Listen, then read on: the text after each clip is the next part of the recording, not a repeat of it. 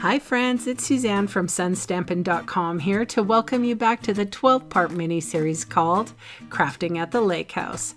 This event was held on September 25th, 2022 in Kelowna, BC, Canada. I partnered with my friend Terry Hamilton from Card Designs by Terry, and we created a really fun event for our local crafters. Of course, I filmed the making of all 12 cards, plus an additional 2 bonus card designs. I have been asked to sell the PDFs that were given to the attendees, and if you so desire, you can purchase them too for $10 Canadian. There's a link in the description box below. And many thanks and blessings to those of you who do. I appreciate you. Hey friends, here we are with card design number 12 of the Crafting at the Lake House series. This is the last one. You'll have 2 bonus card designs after this, and then the series is done. I'm using the stamp set called North Pole Mischief. I am also using Memento Tuxedo Black ink for the stamped image because we're going to be using Stampin' Blends to color. I'm also inking up the Mary Mary sentiment, and also the sentiment that says, "You've been good this year, mostly." All right, so the Stampin' Blends I used were Crumb Cake, Pool Party, Real Red, Shaded Spruce, Ivory, which is a skin color. I still think it's available, but I'm not 100% sure. And then Smoky Slate and Pale Papaya. Pale Papaya was for the fishy, and the Ivory was for our kitty cat. And the Smoky Slate was for the pedestal that the fishy tank goes on. Pool Party for the water in the fishy tank. I used also a little bit of Shaded Spruce for the tree as well as the bow. And that's it. I'm going to leave you to watch me color, and then I will be back when I'm done.